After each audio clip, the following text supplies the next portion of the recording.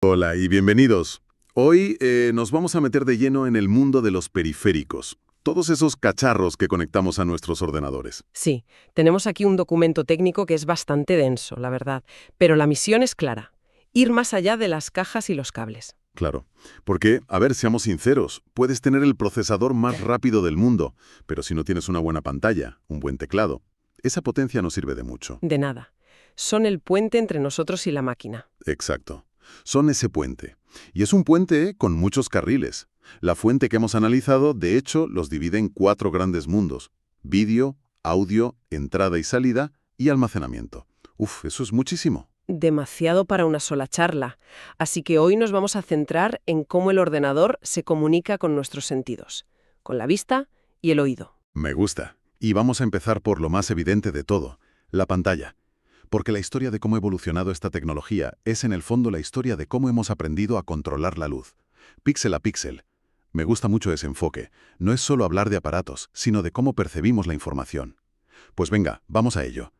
Pensemos en un píxel, solo uno, ese punto de luz diminuto. La historia moderna empieza con la tecnología LCD, ¿no? La pantalla de cristal líquido. Sí, que es la base de casi todo lo que usamos hoy. Y ahí está la primera gran idea. Con el LCD éramos como titiriteros. Titiriteros. Sí, teníamos los píxeles, que son esos cristales líquidos que se mueven cuando les pasas electricidad. Pero eran marionetas que no se veían solas. Ah, claro. Necesitaban un gran foco de luz por detrás para que su baile, por así decirlo, tuviera sentido. Esa luz es lo que llamamos la retroiluminación o backlight. Claro.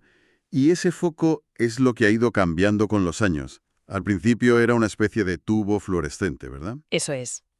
Y el documento apunta un detalle de reparación sobre eso que me pareció muy curioso. Sí, y es una pista fantástica para cualquiera que se haya encontrado con ese problema. Esa lámpara fluorescente necesitaba una pieza específica, un inversor, para poder funcionar. Vale. Y resulta que cuando una de esas pantallas antiguas parpadea o pierde brillo, 9 de cada 10 veces la culpa no es de la lámpara, No me digas. es del inversor. Es el típico caso donde la pieza más visible, la que parece la culpable, no es la que falla. O sea, que el culpable suele estar escondido. Me recuerda cuando el coche no arranca y todos pensamos en el motor, y a lo mejor es solo la batería. Justo esa analogía. Y de esos fluorescentes pasamos a los monitores LED, que es un término que genera una confusión tremenda. Muchísima. Y aquí hay que ser muy tajantes. Un monitor LED sigue siendo un monitor LCD. Vale. Los cristales líquidos, nuestras marionetas, siguen ahí. Lo único que hemos hecho es cambiar el foco que las ilumina. En lugar de un fluorescente, ahora tenemos un panel de pequeños diodos LED. Que son más eficientes, duran menos, se calentan menos. Son todo ventajas, sí. Y la evolución lógica han sido los mini LED, que son diodos todavía más pequeños, y esto nos da un control mucho más preciso sobre qué zonas de la pantalla se iluminan y cuáles no. Entendido. Seguimos siendo titiriteros, pero ahora tenemos miles de foquitos pequeños en vez de uno grande. Pero entonces llega la tecnología que lo cambia todo. OLED. Aquí es donde dejamos de ser titiriteros y le damos a cada marioneta su propia vida. ¡Ah! En un panel OLED, cada píxel es un compuesto orgánico que emite su propia luz. No hay un panel detrás. No hay retroiluminación. Si un píxel tiene que ser negro, simplemente se apaga. Del todo. Y eso tiene que tener unas consecuencias brutales en la calidad de imagen. El contraste debe ser infinito, porque el negro es negro de verdad, ausencia total de luz. Precisamente. Además, el consumo es menor y como no necesitas esa capa extra de luz, las pantallas pueden ser increíblemente finas, incluso flexibles. En teoría, es la tecnología ideal. En teoría. Entiendo lo de que cada píxel tenga su propia luz. Suena a la solución definitiva. Pero si es tan bueno, ¿por qué no son todos los monitores OLED ya? ¿Es solo una cuestión de precio? El precio es un factor, desde luego, pero el gran fantasma que persigue al OLED es el llamado efecto quemado, o burning. El burning. Como los píxeles son orgánicos, se degradan con el uso.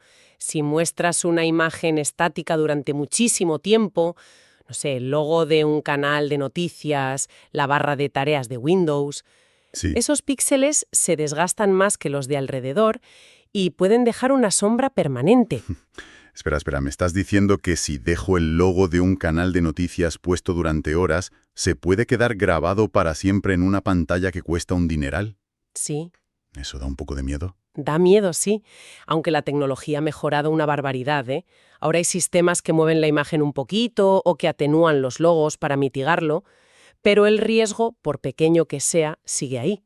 Entiendo. Y es una de las razones por las que, para un trabajo de oficina, con tantos elementos fijos, un buen LCD sigue siendo una opción más segura y, desde luego, más económica. Entendido. Así que, volviendo al mundo LCD, que sigue siendo el rey de las oficinas. No todos son iguales. El documento habla de 3 grandes familias: TN, IPS y VA. Y lo interesante aquí no es que una sea mejor, es que el mercado se ha especializado tanto que ahora lo que compramos son filosofías de imagen. Filosofías de imagen. Sí. Un panel TN, por ejemplo.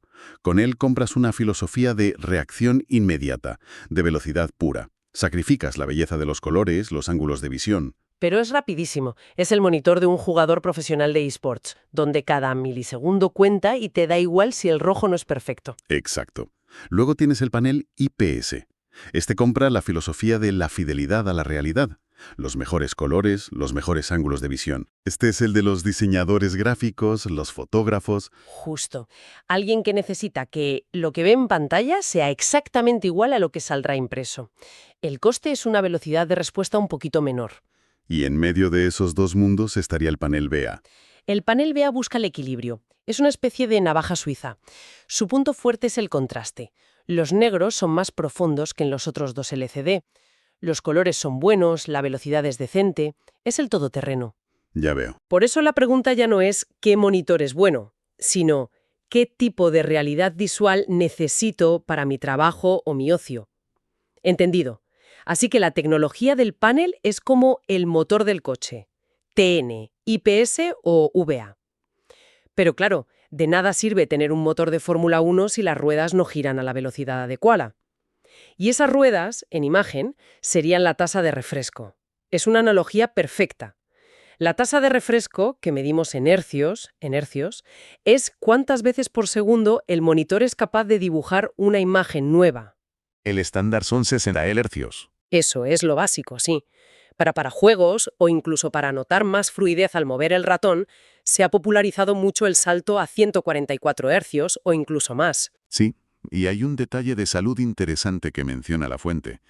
Para algunas personas, una tasa de refresco baja, como 60 Hz, puede llegar a causar fatiga visual y dolores de cabeza, por un parpadeo que, aunque no vemos conscientemente, nuestro cerebro sí que percibe. Qué curioso. Vale, eso por un lado. Por otro, está la resolución, el número de píxeles. Y aquí hay un concepto que me parece crucial: la resolución nativa. Absolutamente crucial.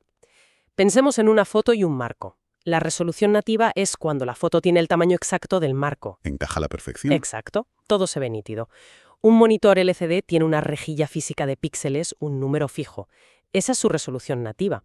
Si intentas mandarle una señal con una resolución más baja, es como querer meter una foto pequeña en un marco grande. Claro, el monitor tiene que estirar la imagen para que ocupe todo el espacio. Y el resultado es una imagen borrosa, pixelada.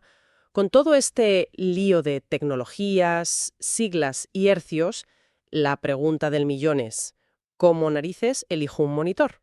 ¿Podemos poner un poco de orden? Sí. Venga. Primero, el uso. Segundo, el tamaño, que para un escritorio suele estar entre 24 y 27 pulgadas. Tercero, la resolución. 1080p, que es Full HD, es lo básico. 1440p o QHD es el punto dulce ahora mismo, y 4K es para la máxima calidad. Y cuarto, la tasa de refresco. Y cuarto, la tasa de refresco. 60-75 Hz para oficina, 144 Hz o más para jugar. Con esas 4 variables ya tienes el 90% de la decisión tomada. Perfecto. Oye, hemos hablado mucho de monitores, pero hay otra forma de ver imágenes a lo grande. Los proyectores. Y aquí, además de la resolución, la palabra mágica es lúmenes. ¿El brillo? Y la cantidad de lúmenes que necesitas no depende del proyector, sino de la habitación. Para un cine en casa, totalmente a oscuras, con 1500 lúmenes, puedes tener una experiencia increíble. Para una sala de reuniones con grandes ventanales, quizás necesites 5000 lúmenes o más para que la imagen no parezca un fantasma. Y hablando de proyectores, en el material que hemos visto hay una anécdota que es una lección de vida casi. Sí, y no es una anécdota aislada. de verdad, he visto pasar eso en más de una oficina. La historia es de un formador que, con las prisas, apaga el proyector y lo desenchufama del tirón. Sin esperar. Sin esperar a que el ventilador, que se queda encendido un rato, terminara de enfriar la lámpara. El calor residual acabó afriendo el proyector. Madre mía, es la lección más cara que se puede aprender sobre la paciencia. Esperar 30 segundos te puede ahorrar cientos de euros. Una lección valiosísima, desde luego. Vale, creo que hemos cubierto bien el universo visual, pero decíamos al principio que hoy también queríamos hablar de cómo el ordenador se comunica con nuestro oído. Sí, Pasamos de la imagen al sonido. es un viaje interesante porque el concepto es parecido. El ordenador trabaja con sonido digital, ceros y unos, pero nuestros oídos escuchan ondas analógicas. ¿Necesitamos un traductor? Necesitamos un traductor. Ese traductor ha sido tradicionalmente la tarjeta de sonido dentro del ordenador, que convierte la señal y la envía a los altavoces a través del famoso conector jack de 3,5 milímetros, el de toda la vida. Y aquí el documento resuelve un misterio que seguro que a más de uno le ha pasado, porque a veces conectas unos auriculares con micro al ordenador y el micro no funciona. La clave está en esas pequeñas líneas negras del conector metálico. Las rayitas. Esas rayitas. La mayoría de auriculares solo para escuchar tienen 2 líneas, que separan 3 secciones metálicas, lo que se llama TRS, punta, anillo y cuerpo. Para el audio izquierdo, derecho y la masa. Vale. Pero los que llevan micrófono necesitan una sección extra para enviar la señal de voz. Por eso tienen 3 líneas negras y 4 secciones metálicas. Se llama TRRS. Es un detalle técnico minúsculo que explica un problema de compatibilidad muy común. Misterio resuelto. O sea que la clave está en las rayitas. Pero cada vez vemos más auriculares, sobre todo los grandes, que se conectan por USB. ¿Qué cambia ahí? Cambia todo. Al conectar unos auriculares por USB, la tarjeta de sonido, ese traductor de digital a análogo, ya no está dentro del ordenador. ¿Y dónde está? Está en los propios auriculares o en un pequeño módulo en el cable. Estás sacando todo el proceso fuera del PC. ¿Y eso? ¿Es bueno o malo? Tiene una ventaja enorme. El interior de un ordenador es un entorno ruidoso eléctricamente. Hay muchas interferencias de otros componentes. Ya. Al sacar la conversión de audio fuera, consigues un sonido potencialmente mucho más limpio y libre de ruidos. Por eso muchos equipos de alta fidelidad para ordenador ahora son externos y se conectan por USB. Tiene todo el sentido del mundo. Hemos visto cómo recibimos imagen y sonido. Pero, ¿cómo le damos nosotros las órdenes al ordenador? Hablemos un poco de los dispositivos de entrada, del teclado y el ratón. Claro. Y con los teclados ha pasado algo parecido a los monitores, una especialización brutal. Durante años, casi todos los teclados eran de membrana. Los de toda la vida, sí. Baratos, silenciosos, funcionales. Pero para la gente que escribe mucho o que juega, ha habido un resurgir de los teclados mecánicos. ¿Que son los que suenan clac, clac, clac, como las máquinas de escribir antiguas? Ese mismo sonido. En un teclado mecánico, cada tecla tiene su propio interruptor individual. Esto no solo los hace mucho más duraderos, sino que te permite elegir el tacto de la tecla. Ah, Hay interruptores lineales, que son suaves y rápidos, ideales para jugar. Hay interruptores táctiles, que tienen un pequeño bulto a mitad de recorrido para que sepas que has pulsado la tecla. Y los hay clicky, que además del bulto hacen ese sonido característico. de nuevo, como con los monitores, no hay uno mejor, sino uno que se adapta a lo que buscas. ¿Y con los ratones? Más allá de que ya no tienen la bolita de goma que se llenaba de porquería. Un trauma generacional, sin duda. Totalmente. La clave en los ratones modernos son 2 conceptos: DPI y tasa de sondeo, o polling rate. Los DPI, puntos por pulgada, miden la sensibilidad. Vale. Con un DPI alto, un movimiento mínimo de tu mano se traduce en un gran recorrido del cursor en la pantalla. Muy útil para jugadores que necesitan girar 180 grados en un instante. Pero para un diseñador que necesita precisión milimétrica, un DPI demasiado alto sería una pesadilla. Exacto. Y la tasa de sondeo, que también se mide en hercios, es cuántas veces por segundo el ratón le dice al ordenador dónde está. Ah, vale. Un ratón de oficina normal puede tener 125 hercios.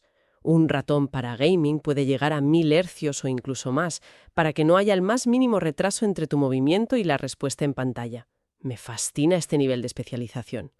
Y para terminar, hay un dispositivo que se menciona que parece sacado de una película de espías, pero es increíblemente útil: el conmutador KVM. Es una maravilla de la simplicidad. KVM son las siglas de Keyboard, Video, Mouse. Teclado, vídeo y ratón. Vale. Es una cajita que resuelve un problema muy concreto. ¿Cómo controlar varios ordenadores usando un solo juego de teclado, ratón y monitor? Conectas todo al KDM y con solo pulsar un botón pasas de controlar tu portátil a controlar el servidor o tu ordenador personal.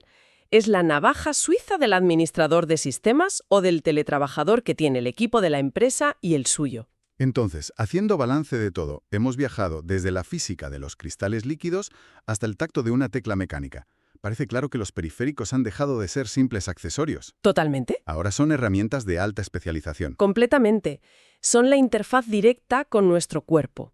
La elección de un periférico es, en el fondo, la elección de cómo queremos que la tecnología se adapte a nuestros sentidos y a nuestras manos. Claro. Un diseñador necesita que el monitor sea una ventana a la realidad, un IPS. Un programador, que el teclado sea una extensión de sus dedos, uno mecánico. Y un gamer, que el ratón y la pantalla sean más rápidos que sus propios reflejos. La clave es que la tecnología ya no nos obliga a adaptarnos a ella, sino que nos ofrece un catálogo de opciones para que elijamos la que mejor se adapta a nosotros. Y como reflexión final, una pregunta que me surge de todo esto. A ver. Vemos una evolución rapidísima, sobre todo en las pantallas. A este ritmo, ¿cuál será la próxima forma dominante de recibir información? ¿Seguiremos dependiendo de rectángulos de luz sobre la mesa o nos moveremos hacia interfaces más integradas con nuestra percepción, como la realidad aumentada o incluso conexiones más directas? Esa es la gran pregunta. Quizás el próximo gran periférico no sea algo que conectemos al ordenador, sino algo que nos conectemos a nosotros mismos. Es algo sobre lo que sin duda vale la pena pensar.